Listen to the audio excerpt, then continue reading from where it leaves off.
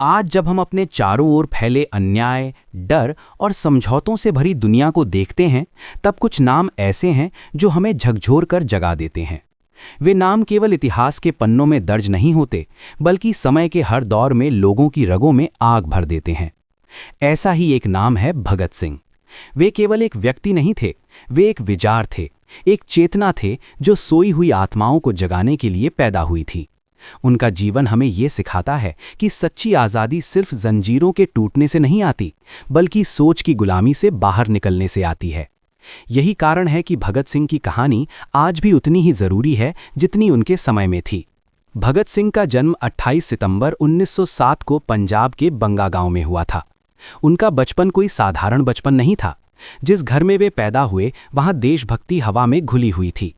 उनके पिता किशन सिंह और चाचा अजीत सिंह पहले से ही अंग्रेजों के खिलाफ आंदोलनों में शामिल थे।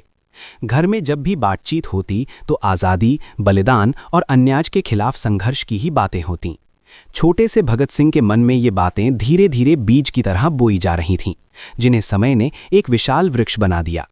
जब भगत सिंह बहुत छोटे थे, तभी उन्होंने जलियांवाला बाग कांड की खबर सुनी। सैकड़ों निहत्थे लोगों को अंग्रेजों ने गोलियों से भून दिया था। ये घटना उनके मन पर गहरा असर डाल गई। कहा जाता है कि वे जलियांवाला बाग की मिट्टी अपने हाथों में भरकर देर तक देखते रहे थे, मानो उस मिट्टी से ही वे सवाल कर रहे हों कि आखिर निर्दोष लोगों का खून क्यों बहाया गया। उसी दिन उनके भीतर ये दृढ़ निश्चय जन्म लेने लगा कि वे देश की आज़ादी के लिए अपना जीवन समर्पित करेंगे। पढ़ाई में भगत सिंह बहुत तेज थे। उन्हें किताबों से बेहद प्रेम था। वे सिर्फ पाठ्य पुस्तकों तक सीमित नहीं थे, बल्कि इतिहास, दर्शन, राजनीति और क्रांति से जुड़ी किताबें भी पढ़ते थे। वे समझते थे कि केवल गुस्सा या जोश ही काफ़ी नहीं होता, सही सोच और स्पष्ट लक्ष्य भी ज़रूरी होता है। कॉलेज के दिनों में उन्होंने देखा कि अंग्रेजी हुकूमत किस तरह भारतीय युवाओं के सपनों को कुचल रही है। यह अन्याय उन्हें भीतर ही भीतर बेचैन करता रहता था। जब महात्मा गांधी ने असहयोग आंदोलन शुरू किया तो भगत सिंह भी इससे बहुत प्रभावित हुए। उन्होंने पढ़ाई छोड़कर आंदोलन में हिस्सा लिया। लेकिन जब चौरी चौरा की घटना के बाद आंदोलन वापस ले लिया गया तो भगत सिंह को गहरा धक्का लगा। उन्हें लगा कि केवल शांतिपूर्ण तरीकों से अंग्रेजों को देश से बाहर निकालना शायद संभव नहीं होगा। यहीं से उनके विचारों में क्रांतिकारी सोच और अधिक मजबूत होती चली गई। भगत सिंह ने हिंदुस्तान सोशलिस्ट रिपब्लिकन एसोसिएशन से जुड़कर संगठित क्रांति का रास्ता चुना। वे मानते थे कि आज़ादी केवल सत्ता परिवर्तन नहीं है, बल्कि समाज में बराबरी, न्याय और इंसानियत की स्थापना भी है। वे एक ऐसे भारत का सपना देखते थे जहां शोषण ना हो, गरीबी ना हो और हर इंसान सम्मान के साथ जी सके। 1928 में लाला लाजपत राय की मौत ने भगत सिंह को अंदर तक झकझोर दिया। साइमन कमीशन के विरोध में हुए लाठीचार्ज में लालाजी बुरी तरह घायल हुए थे और बाद में उनकी मृत्यु हो गई। भगत सिंह और उनके साथियों ने तय किया कि इस अन्याय का जवाब दिया जाएगा। उनका लक्ष्य था अंग्रेज अधिकारी सैंडर्स, जिसे वे लाठीचार्ज का जिम्मेदार मानते थे। योजना के अनुसार कार्यवाही की गई और सैंडर्स मारा गया। ये कदम भगत सिंह के लिए आसान नहीं था, लेकिन वे जानते थे कि इस रास्ते पर चलने का मतलब अपनी जान की बाजी लगाना है।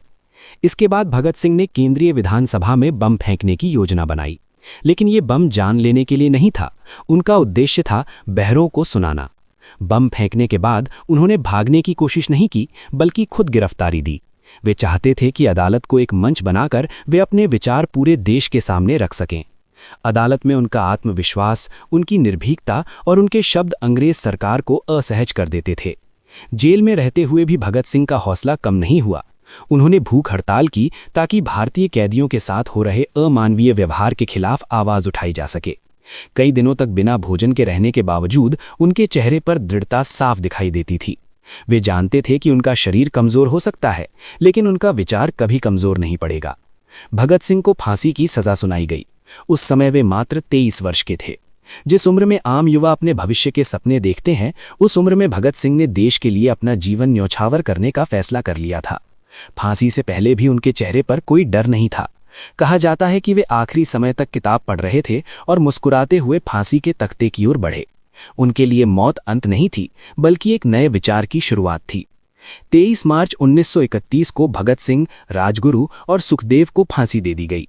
लेकिन उस दिन केवल 3 शरीरों को मारा गया, उनके विचारों को नहीं। उनकी शहादत ने पूरे देश में आज़ादी की आग को और तेज कर दिया।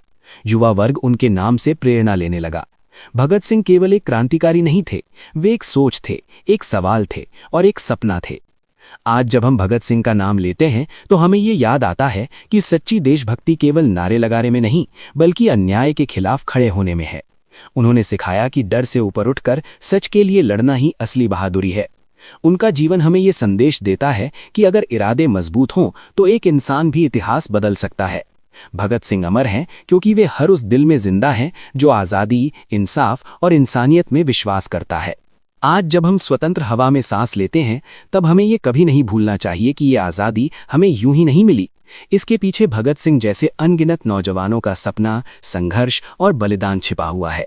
भगत सिंह हमें ये याद दिलाते हैं कि देश से प्रेम केवल शब्दों में नहीं, बल्कि साहस, त्याग और सही के लिए खड़े होने में होता है।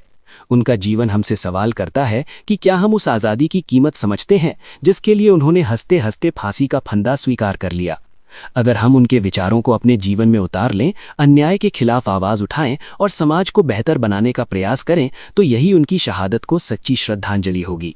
भगत सिंह गए नहीं हैं, वे हर उस युवा के भीतर जिंदा हैं जो सच, इंसाफ और इंसानियत के साथ खड़ा होने का साहस रखता है।